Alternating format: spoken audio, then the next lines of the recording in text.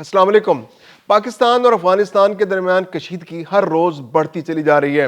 پاکستان نے ایک اعلان کیا ہے کہ افغانستان نے اگر اپنی دہشت گردی نہ روکی تو پاکستان انہی الفاظ میں جواب دے گا جس کا اس کو سامنا کرنا پڑا ہے۔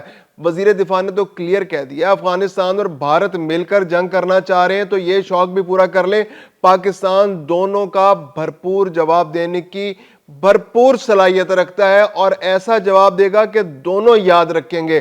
بھارت تو مئی میں پہلے ہی دھول چاٹ چکا ہے اور افغانستان کو پاکستان نے اکتوبر میں دھول چٹائی ہے، اور اب اگر افغانستان اور بھارت نے مشترکہ طور پر پاکستان کے اندر دہشت گردی کی کارروائیاں کی تو پاکستان ان کا ہر صورت منہ توڑ جواب دے گا۔ دوسری جانب تجارت بھی اب ختم ہونے جا رہی ہے، بلکہ ختم ہو چکی ہے۔ پاکستان نے تو سرحدی راستے تجارت کے لیے بند کر دیے۔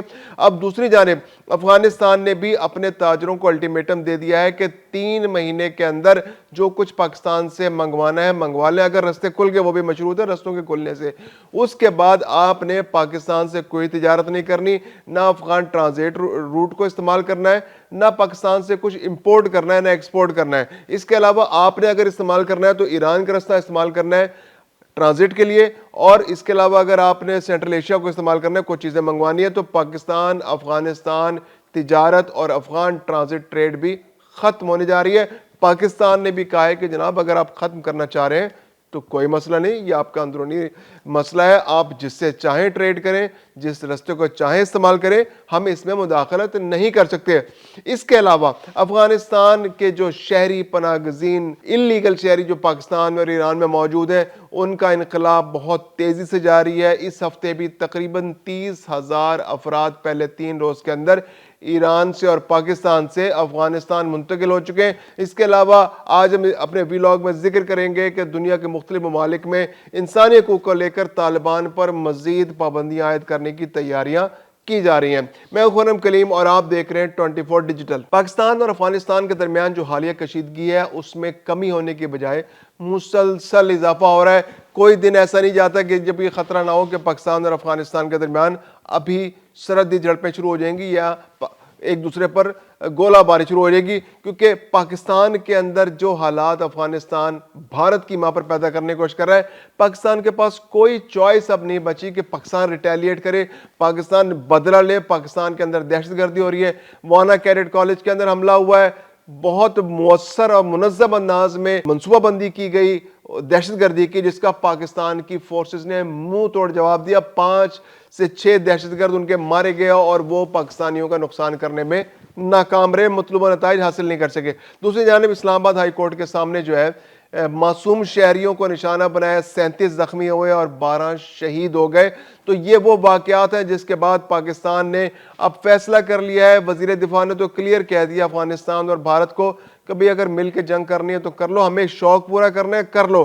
مئی میں بڑا شوق آ رہا تھا نا بھارت کو پاکستان پہ حملے کرنے کا، تو وہ انہوں نے شوق پورا کر لیا تھا، 7 طیارے گروائے، سکون سے بیٹھے۔ پاکستان نے جب فل فلیج حملہ ان کے اوپر کیا تو اس کے بعد پھر ادھر ادھر خوش آمدیں کرتے پھرے، امریکہ کے پاؤں پکڑے، کبھی یو ای کے پاؤں پکڑے، کبھی ایران اور سعودی عرب کے پاؤں پکڑے کہ یار ہماری پاکستان سے جان چھڑوا دو۔ پھر پاکستان نے بھارت کے کہنے پر سیز فائر کر لیا۔ تو یہ تو تھی بھارت کے ساتھ صورتحال، اور اکتوبر میں پاکستان نے تھوڑا سا ٹریلر دکھایا ہے افغانستان کو اور ان کی عقل ٹھکانے آ گئی تھی اس وقت، پھر خود ہی بھاگ بھاگ کے سیز فائر کر رہے تھے۔ پھر ان کے وزیر خارجہ کبھی فون کر رہے تھے کسی ملک کو، کبھی کسی ملک کو۔ تو اب چونکہ افغانستان کو آتا دہشت گردی کے علاوہ کچھ نہیں ہے، وہ ان کی فطرت میں دہشت گردی شامل ہے، انہوں نے سازش کرنی ہے، پڑوسی ملکوں کو تنگ کرنا ہے، وہاں پہ پلاٹ کرنے ہیں، وہاں پر اپنے ملکوں میں دہشت گردوں کو ٹرین کرنا ہے، دنیا بھر کے جتنے جرائم پیش ہیں ان کو اپنے ملک میں پناہ دینی ہے، ان کی ٹریننگ کرنی ہے اور ان کو پھر ان کے ممالک میں لانچ کرنا ہے۔ یہ پورے خطے کو یہ پرابلم ہے، چین کو بھی یہ پرابلم ہے، پاکستان کو بھی یہ پرابلم ہے، ایران کو بھی یہ پرابلم ہے، سینٹرل ایشین سٹیٹس کو بھی یہ پرابلم ہے، اور افغانستان کے اپنے شہریوں کو یہ پرابلم ہے کہ اس کو افغانستان کی طرف سے جو طالبان رجیم ہے اس کی جانب سے اس طرح کے مسائل کا سامنا کرنا پڑ رہا ہے۔ تو اب یہ صورتحال تو بڑی کلیئر ہوگی۔ کل گزشتہ روز جو ہے وہ پاکستان کو گیدڑ بھپکیاں دے رہے تھے، ان کے برادر عبد الغنی جو ہے وہ گیدڑ بھپکیاں دے رہے تھے کہ جناب ہم اب پاکستان کے ساتھ تجارت نہیں کریں گے، ہم نہ امپورٹ کریں گے نہ ایکسپورٹ کریں گے، اور انہوں نے اپنے تاجروں کا الٹیمیٹم دے دیا ہے کہ بھئی آپ نے 3 مہینے کے اندر اگر پاکستان کے ساتھ کوئی ٹریڈ کرنی ہے کر لیں۔ آپ کے اگر کوئی پاکستان کے راستے کوئی کنسائنمنٹس آ رہی ہیں دنیا بھر سے تو کراچی پورٹ پر آ رہی ہیں تو وہ آپ ریسیو کر لیں۔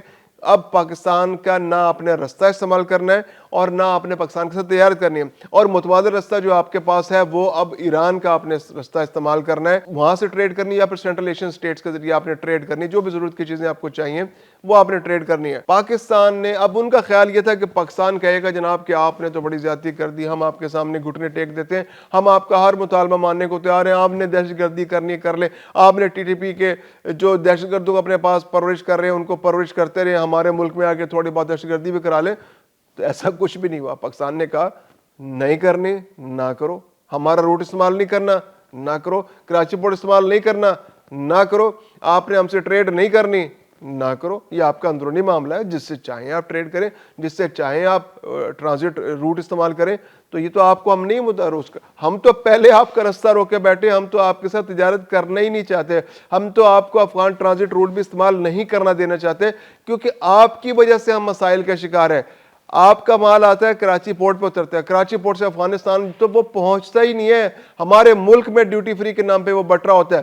جو ڈیوٹی فری گاڑیاں یہاں پر بک رہی ہوتی ہیں, آپ کے پی کے میں چلے جائیں تو آپ کو بڑی تعداد میں جو ہے ڈیوٹی فری گاڑیاں ملیں گی جو بغیر ڈیوٹی ادا کیے پاکستان کے اندر آ گئی. کہاں سے آئیں؟ افغانستان کے لیے چلی تھی, رستے میں رک گئی اور یہاں پر جعلی نمبر پلیٹیں رکھ کے استعمال ہو رہی ہیں.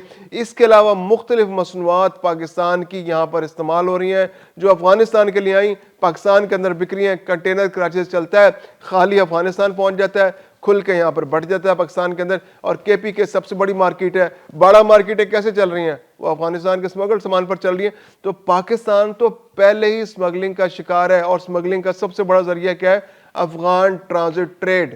یہاں تو ان کا نیٹو کا اسلحہ بھی رستے میں کھول کے یہ بیچ دیتے تھے افغان. تو یہاں تو پاکستان کے اندر تو مسائل بہت زیادہ ہیں. اگر افغان ٹرانزٹ ٹریڈ جس کا والیوم ٹھیک ہے, پاکستان کو اس سے کچھ پیسے ملتے ہوں گے, لیکن اب وہ اتنا بھی ضروری نہیں ہے کہ پاکستان کی اکانومی اس کے ذریعے تباہ ہو جائے, پاکستان سمگلنگ کے ہماجگاہ بن جائے, سمگلنگ کے سامان کی منڈیاں بن جائیں, یہاں پر بڑا مارکیٹیں بن جائیں, یہاں پر جعلی دستاویزات پر گاڑیوں کے کاغذات بننے شروع ہو جائیں اور ڈیوٹی فری گاڑیاں یہاں پر سستی بکنا شروع ہو جائیں. تو یہ تو پاکستان کی اکانومی کے لیے بہت بڑا خطرہ تھا. تو پاکستان گورنمنٹ نے اس پہ کوئی حیرت کا اظہار نہیں کیا, نہ اس پر کوئی ریاکشن دیا, بلکہ ایک طرح کہا جائے تو خیر مقدم کیا کہ بھائی آپ نے کرنا ایران سے لیں. اور ایران کے ساتھ کرنے کا معاملہ یہ ہے, تجارت کرنے کا معاملہ یہ ہے کہ ایران کا روٹ زیادہ کمپلیکس ہے, زیادہ مشکل ہے, وہاں پر زیادہ ایکسپینسز ہوتے ہیں. یعنی اگر آپ کوئی چیز 100 روپے کی پاکستان کے رستے افغانستان کے اندر آتی ہے تو وہ اگر آپ ایران سے منگائیں تو وہ آپ کو 125 روپے 130 روپے ملے گی.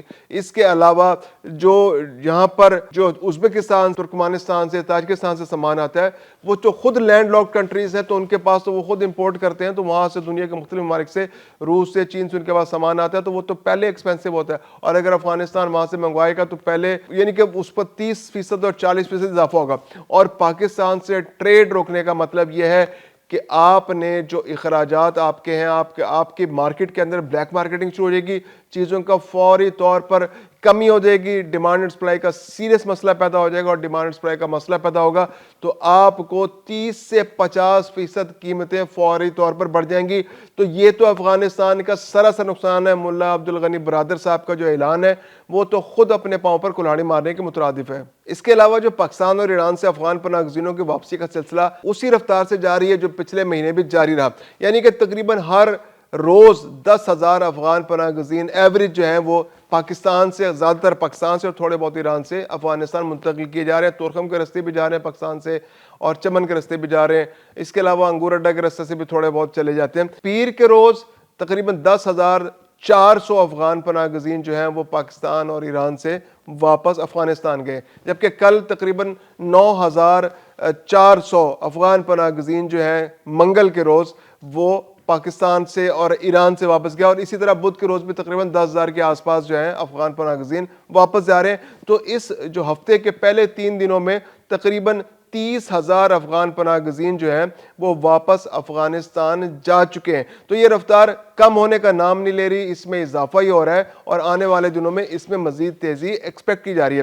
اس کے علاوہ ایک اور بہت اہم خبر آپ سے شیئر کرنی ہے, وہ یہ کہ جو آسٹریلیا ہے اس نے کہا ہے جی کہ انسانی حقوق کی بہت پامالی ہو رہی ہے افغانستان کے اندر, خواتین کے ساتھ بہت زیادتی کی جا رہی ہے, خواتین کو حقوق نہیں دیے جا رہے. پھر یہ کہ انسانی حقوق کی وائلیشنز ہو رہی ہیں, وہاں پر جرائم, وہاں پر جو عام شہری ان کو ان کی سہولیات پرووائڈ نہیں کر رہی, ان کو ان کے بنیادی حقوق نہیں دیے جا رہے. تو طالبان پر مزید پابندیاں لگانے کی آسٹریلیا نے تیاری کر لیا ہے۔ پھر اس کے علاوہ جو تعلیم کا ایشو بہت بڑا ایشو ہے، اب تو ہسپتالوں میں بھی انہوں نے ایک نیا رول پاس کیا جی کہ جو خواتین برقع نہیں پہنیں گی ان کا سرکاری ہسپتالوں میں علاج نہیں ہوگا۔ ہسپتال آنے کے لیے آپ کو خواتین کو پہلے برقع پہننا ہے، پورا وہ جو شٹل کاک برقع شاید انہوں نے کہا ہے کہ وہ اگر یا پھر کوئی اور برقع وہ پہن کر آپ نے اپنے آپ کو پوری طرح ڈھک کر پھر ہسپتال آنا ہے۔ اگر آپ پوری طرح ڈھک کر نہیں آئیں گے تو آپ ہسپتال میں داخل نہیں ہو سکیں گے، اور داخل نہیں ہوں گے تو آپ کا علاج نہیں ہو سکے گا۔